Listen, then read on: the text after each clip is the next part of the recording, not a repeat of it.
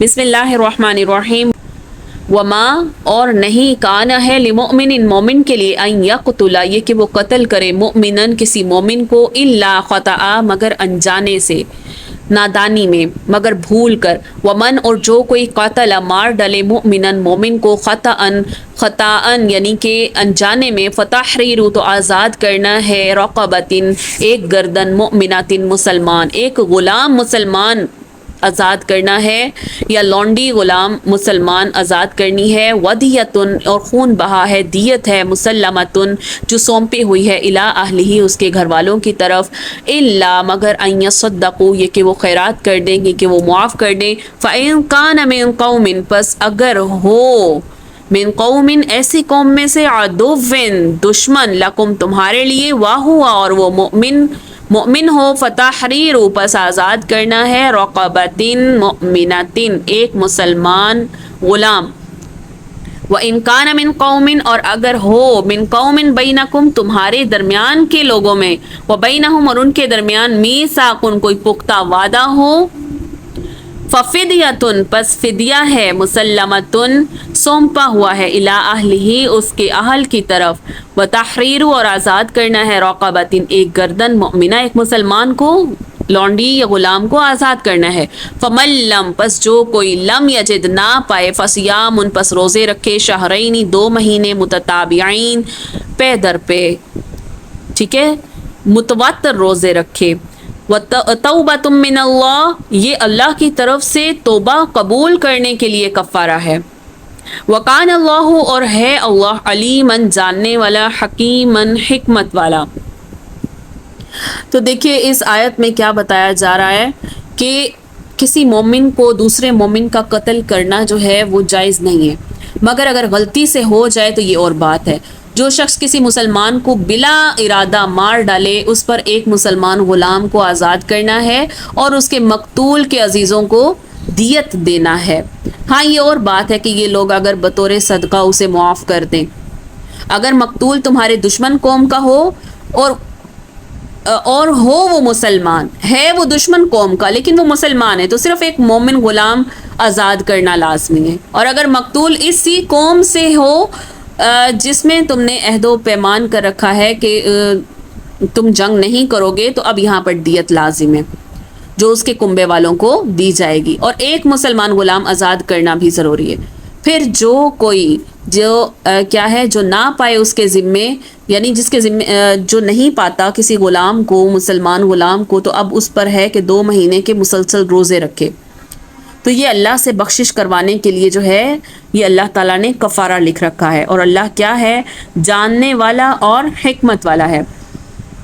قتل خطا کی کئی صورتیں ہو سکتی ہیں، یعنی کہ غلطی سے انجانے میں قتل ہو جائے، تیر یا پتھر تو شکار سمجھ کے مارا ہو لیکن وہ کسی مسلمان کو لگ گیا تو وہ مر گیا۔ دوسری صورت یہ ہو سکتی ہے کہ ماری تو کوئی چیز جان بوجھ کر تھی، مگر مارنے والے کو ہرگز یہ گمان نہیں تھا کہ وہ ہلکی سی ضرب سے مر جائے گا۔ تیسری صورت یہ ہو سکتی ہے کہ لڑائی یا کسی ہنگامے میں کسی مسلمان کو کافر سمجھ کر مار ڈالا ہو۔ جنگ احد میں اس طرح ہوا تھا کہ جو ہے وہ مسلمان کو کافر سمجھ کر مار ڈالا گیا تھا۔ تو اسی طرح یہ بھی صورت بھی ہو سکتی ہے کہ ٹریفک حادثے میں کسی گاڑی کے نیچے آ کر یا ٹکر لگنے سے کوئی مر جائے، تو یہ بھی قتل خطا کی صورتیں ہیں۔ پھر اس کے کفارے کی صورتیں ہیں۔ کفارہ کس طرح کہ اگر مقتول جو قتل ہوا ہے اس کے وارث مسلمان ہیں تو ایک مومن غلام چاہے مرد یا عورت آزاد کرنا ہے، اور مقتول کے وارثوں کو خون بہا ادا کرنا ہے۔ دونوں صورتیں، خون بہا یا دیت میں 100 اونٹ یا ان کے برابر کی قیمت آتی ہے، ٹھیک ہے۔ پھر جس کے پاس اتنی رقم نہیں ہے تو جتنے پر دونوں فریق راضی ہو جائیں گے اتنی دیت ادا کی جائے گی۔ پھر امام ابو حنیفہ کے نزدیک ادائیگی دیت کی سب سے زیادہ مدت جو ہے یعنی 3 سال ہے، 3 سال کے اندر وہ دیت کی ادائیگی کر سکتے ہیں، اور اگر دیت جو ہے وہ مقتول کے وارث معاف کرنا چاہیں تو وہ معاف کر دیں۔ پھر اگر کسی قاتل کے پاس غلام میسر نہیں ہے تو وہ مسلسل 2 ماہ کے روزے رکھے گا اور ان کو دیت ادا کرے گا، ٹھیک ہے۔ اور اس کے بعد کیا ہے کہ جی دوسری صورت کہ اگر مقتول تو مومن ہے مگر وہ دشمن قوم سے تعلق رکھتا ہے، تو اب اس کا کفارہ صرف ایک مسلمان غلام آزاد کرنا ہے۔ اگر وہ غلام میسر نہیں آتا تو 2 ماہ کے روزے ہیں، لیکن اس پر دیت نہیں ہوگی کیونکہ وہ دشمن قوم سے تعلق رکھتا تھا۔ اور اگر مومن مقتول کا تعلق کسی معاہدہ کی ہوئی قوم سے ہے تو اس کے پھر وہی احکام ہے کہ غلام آزاد کرے گا اور دیت ادا کرے گا. ٹھیک ہے.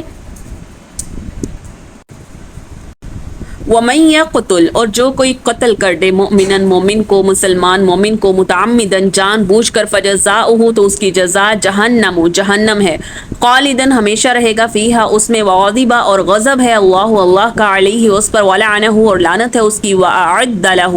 اور تیار کر رکھا ہے اس کے لیے عذاباً عظیما بہت بڑا عذاب. اگر کوئی جان بوجھ کر قتل کر دیتا ہے تو یہ انتہائی شدید جرم ہے اور اس کا دنیا میں کفارہ ممکن نہیں ہے. اب قتل ناحق کسی غیر مسلم کا ہو تو وہ بھی شدید جرم ہے اور پھر یہاں مومن کا قتل جو ہے وہ بیان کیا جا رہا ہے. تو یہاں پر کیا ہے کہ جرم بیان کرنے کے بعد اللہ کیا کہہ رہے ہیں کہ اللہ کا غضب اور اس کی لعنت یعنی کہ اس کے جرم کی شدت اتنی واضح اللہ تعالیٰ بیان کر رہے ہیں.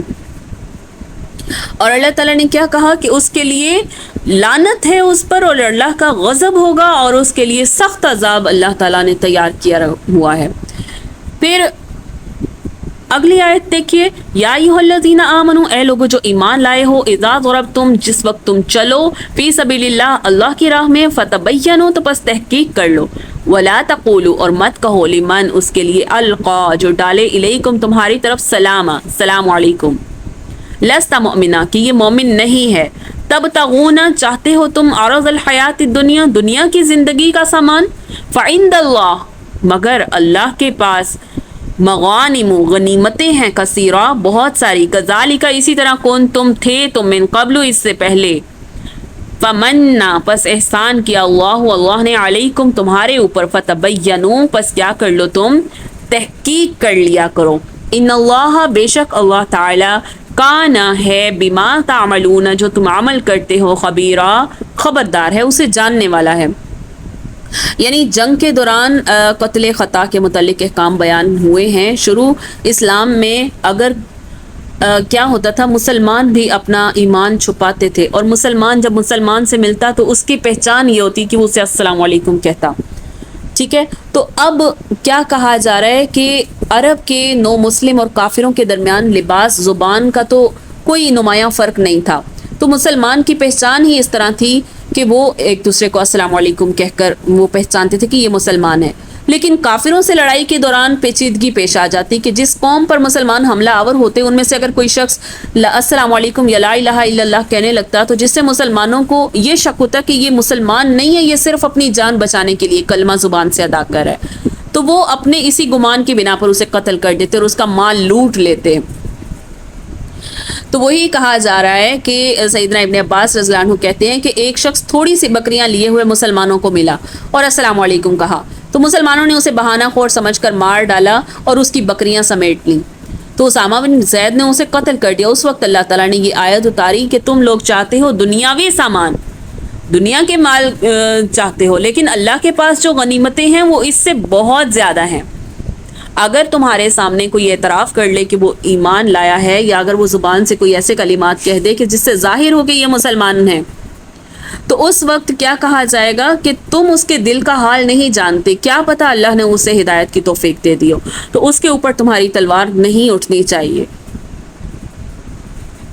اس کے لیے کیا کہا جا رہا ہے کذالک کنتم من قبل فمن اللہ علیکم فتبینوا پھر اللہ نے تم پر احسان کیا یعنی تمہارے بھی شروع میں ایسے ہی حالات تھے جب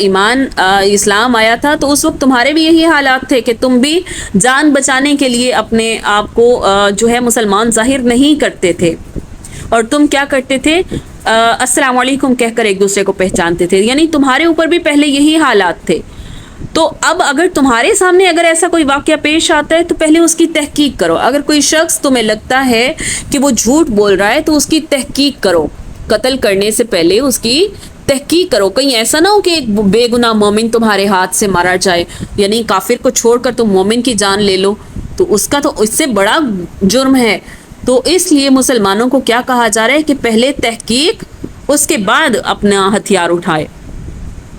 لا یستوی نہیں برابر ہوتے قاعدون بیٹھے رہنے والے من المؤمنین مومنوں میں سے غیر سوائے اولی الضرری